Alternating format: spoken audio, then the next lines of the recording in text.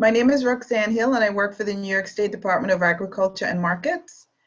And I'm just here to let you know what my section of Agriculture and Markets does, which is the Food Safety and Inspection Service section. Well, this is the main screen when you go onto agriculture.ny.gov. And we have all these little tabs here. You can just click on them for whatever the information you may need. So farming people, especially beginner farmers, can click here. And then the farmers market one, this goes into a lot of more information than what you see right there. I'm not going to click that right now. And then you have our milk and dairy division, which the farmers and the dairy producers are very familiar, or may be very familiar with. This is the business development link. It talks about funding, and it also talks about laws and regulations, licensing.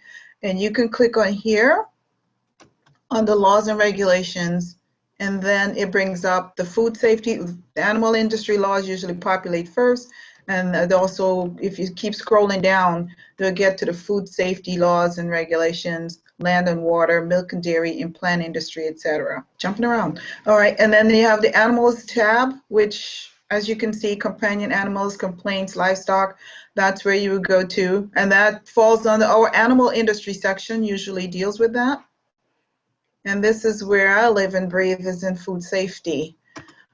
Food safety covers all the inspections in the grocery stores, whether they be the chains, excuse me, supermarkets, delis, bodegas, across the entire state, and also for the manufacturers, large and small, unless the manufacturers are on the USDA, or for like certain things that fall on directly under the Food and Drug for FDA. So everything else apart from those two, and of course restaurants fall under the health department, so we do not do those inspections. And the other tab would be for plants and natural resources, which I really don't know a whole lot about. Our plant industry section deals with that. But under food safety, once you get on that main page, you click on food safety, it takes you through a number of things. You have the licensing, and it talks about inspection results if you want to know what score a business earned during their most recent inspection. You can find it there. You go underneath that, and we're talking about Food Safety Modernization Act, or FSMA, and where the produce safety rule, human foods preventive control rules, and animal food preventive control rules. You'll find those tabs there. I'll take questions later, so if you have specific questions on those, I'll try to address them. And you have other links here for grown and certified gaps, which my section does not deal with. But I wanted to come down here. So you have this other page further down where it talks about food safety inspections, food safety training, more on business licenses. This opens up to all the different types of licensing, and then the process review. Process review is if you're doing a specific process that requires a scheduled process or process review, as was talked about in the previous presentation, so I won't go into it here. We have the listings of foods that have been recalled. The class 1 recalls are the primary ones that get posted. And you have the certificate of free sale if you want to sell your product beyond New York State. And food labeling, which everyone who's making a product, whether they're selling it in their own establishment or they're selling it to others for resale, their products must be labeled. And you can find that food labeling link right there. And then the food safety recall book, which helps you if you have to recall your product.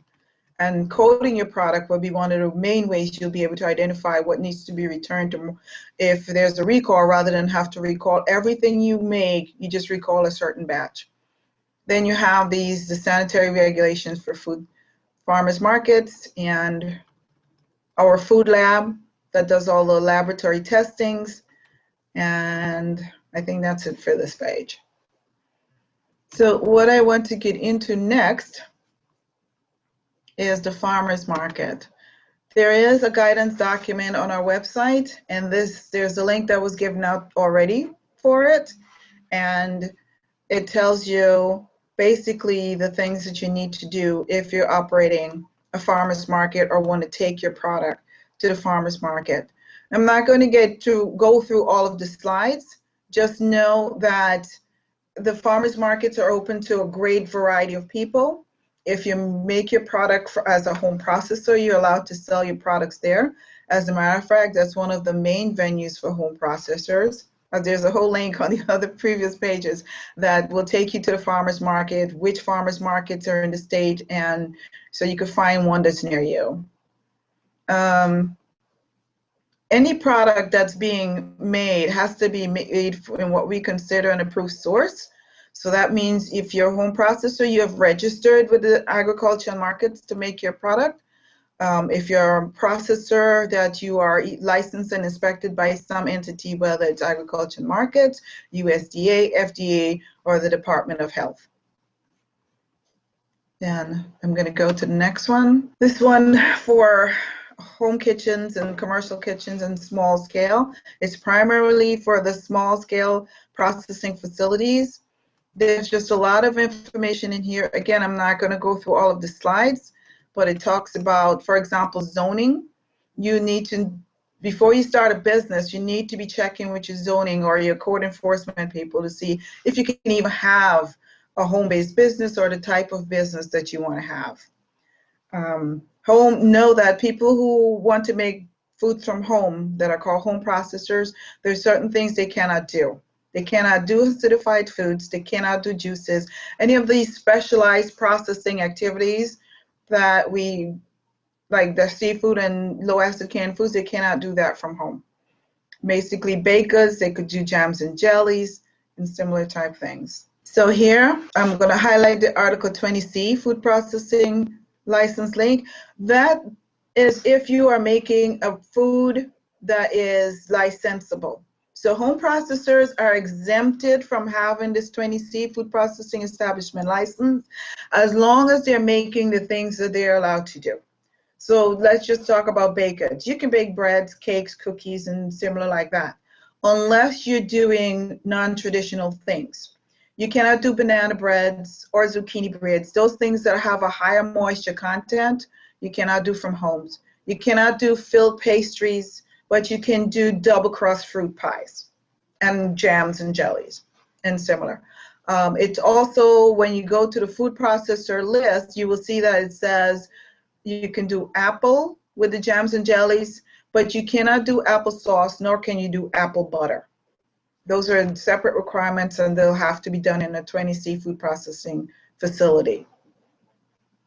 Now, a food processing facility or commercial food processing facility, home processors can make their process without the Yeah, just so you know, Cornell IT is having at campus having a lot of trouble today with the servers. So okay, that might be. We may have some issues here.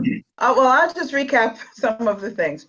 So the Agriculture Markets website has the links to the pages that you may need to visit to find out what it is, you may want to do.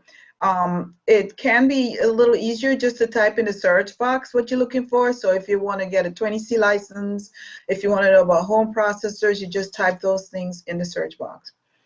I was talking about home processors, I think just before I went out. Home processors can make certain things from their homes. So they can do baked goods, they can do jams and jellies, they can do dry mixes, things like that, because those are considered not as potentially hazardous, and as long as you register, you are able to make those and sell your products. You can also have a commercial facility at your residence, but it has to meet certain criteria. One, you check with your zoning to make sure that you're zoned for having a commercial business or a home-based business. It has to have an entrance to the outdoors, that's the rec. So you're not passing through living quarters. It's not a shared space. It's dedicated for your manufacturing of your product. And you have to have your necessary equipment. It doesn't have to be restaurant quality. It just has to be, if you need a stove, it has to have a stove. It has to have your refrigerator, equipment sink, hand wash sink, so that you can operate as if you are in a commercial space, but it can be in your residence. It's a little tricky, so give us a call before you even start to do that. Your licenses you can just click on the website. Once you know what you have your commercial space. The 20C food processing establishment license is the one that has the broadest application. You can make anything at all. So yeah, so you can have a commercial space and at your residence, but it has to meet those criteria. So if when we come to do an inspection, you have to cross through your living room or your own personal kitchen, a hallway, that's not the best place for you to have a commercial space. Some people have like a separate end of their house. You know, maybe you had a porch that you screened in. So it has a door that leads directly to the outside. You can do that, set up your commercial kitchen there. Some people are able to use their basement. It's not the preferred commercial space, but if that's what you have available to you and you can make it into your commercial space, then we don't make an objection to that. Certain products that you cannot make from home, you cannot make jerkies, you cannot make acidified foods, you cannot make anything that requires refrigeration. So if you know whether it's frozen or chill, if that's a product you want to make, it has to be a commercial space. If you have well water, depending on where you're located and the nature of your business, you may have to have your water regulated by the Department of Health as a public water supply. If it's not considered a public water supply, then at the very least, you have to be testing your water. You do nitrites once, you could do nitrates annually, and we usually ask for quarterly testings of coliform. I don't really have a lot more speaking points beyond the website, the different links to help people with, even if you want to do financing, the license applications. The main one, I think, in this forum is the 20C that people ask about. I think that was clear, and I think, you know, not everybody in the class is doing food, but for the ones that are doing food, I thought that was a good overview. There are other resources that Roxanne pointed out at the Ag and Markets website. So make use of that. Make use of the website. A lot of questions can be answered right on the website. I think that's pretty much what I'm going to consider my presentation because of the thing disappearing. So if you don't mind, I'd rather open it now for questions. That way I can answer or address some more specifics. I have a couple questions, Roxanne, if you don't mind. So I'm making a hot sauce product, and I have vinegar based and also some lacto fermented ones. Would those be considered as acidic products? Yes, they would. Even the fermented one, and you'd have to be doing that in a commercial space. I'm already working out of a commercial kitchen in Andes, New York, but my second question would be, now I have a space that could work where I have a sink and, you know, I had an extra stove in there.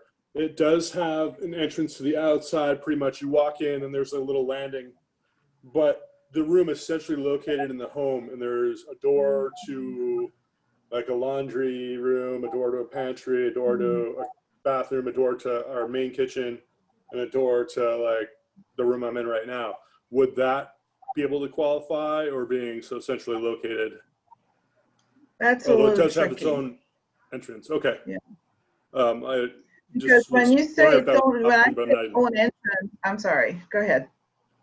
It does have its own entrance, but to the outdoors. But I was just, from what you were saying, was thinking, hey, that could be an option, but it's not necessarily an option I'm super interested in anyways. So thank you.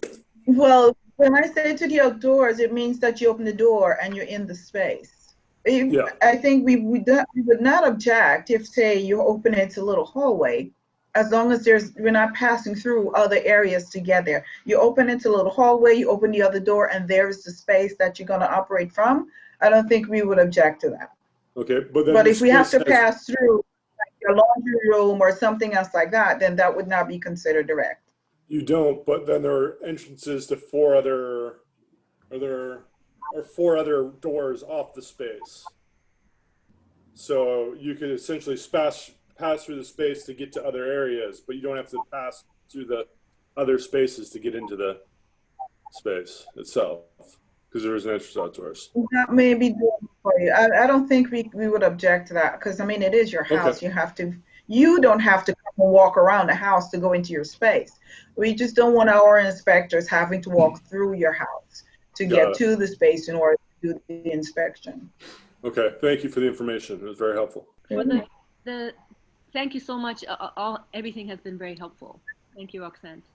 And for the 20C food processing license, so that it says that then you can make anything, but that, of course, how is it with tinctures, which include alcohol? Ooh, that's a tough one. We have places that do tinctures in addition to whatever else they're doing. Tinctures kind of fall into a category underneath supplements. Yeah. But Agriculture and Market does not regulate supplements. That's the Food and Drug Administration. Yeah. So the best thing is to contact them to see what their regulations would be. You can go on FDA.gov. But having said that, we do have places that do tinctures. They just don't do tinctures alone. It's tinctures along with other things that we regulate. Yeah. Well, how about, for example, if it like elderberry syrup, which includes what? And if we would regulate that, yes. Even if there's alcohol in it? Is it less than the 0.5%? Because the volume, once you, as was previously stated, once the alcohol level is really, it has to be below 0.5.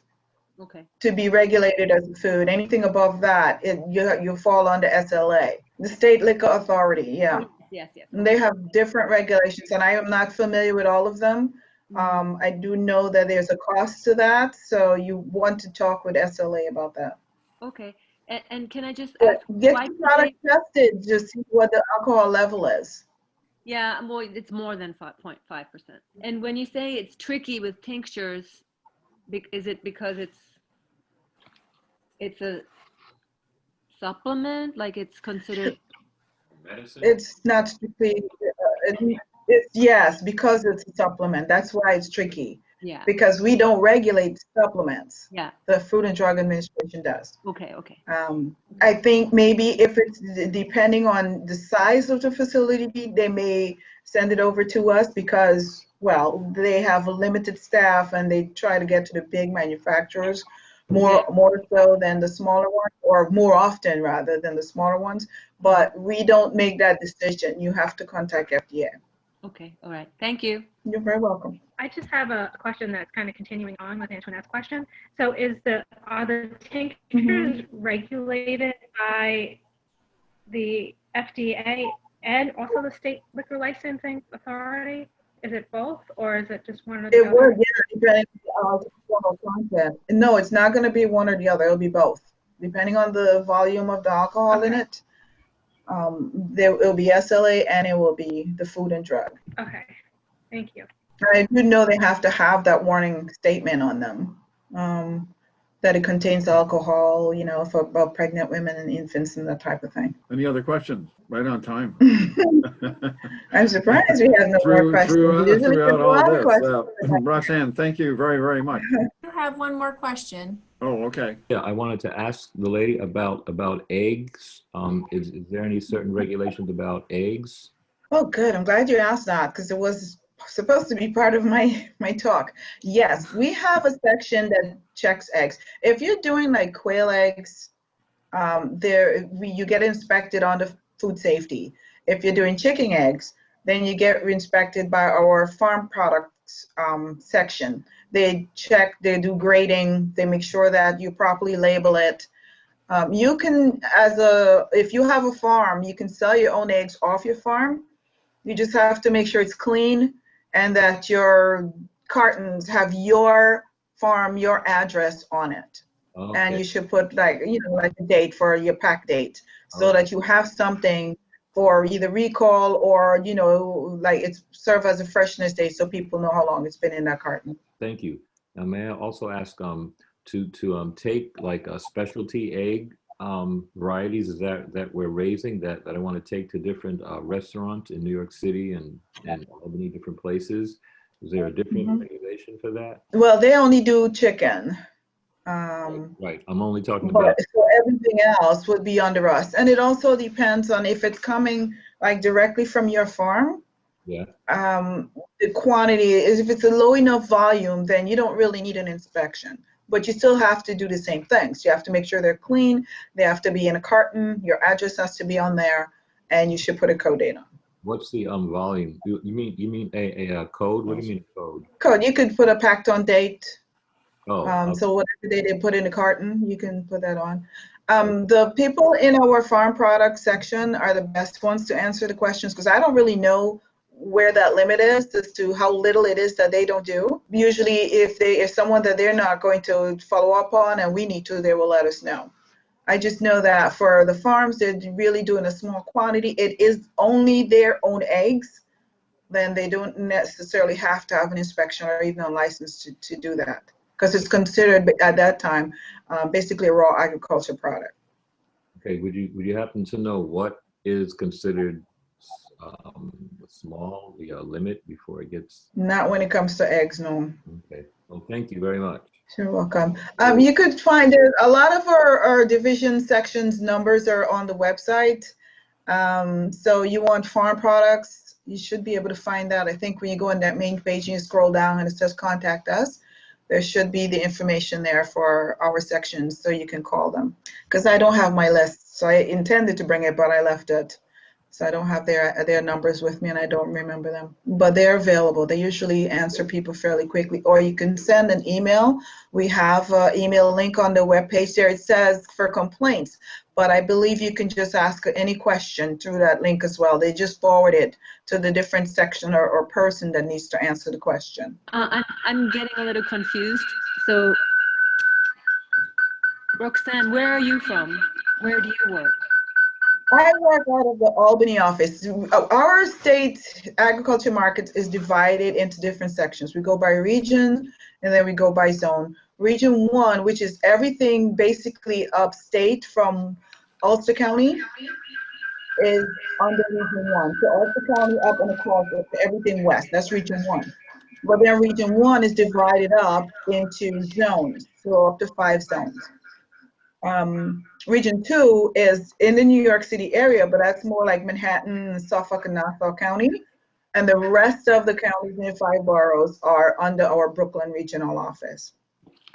The area that I have as an inspector, I have Delaware, I have Greene County, Columbia County, Albany County, Rensselaer County, Schenectady County, Schoharie County, Washington County, Essex County, Clinton County. Not and Hamilton County.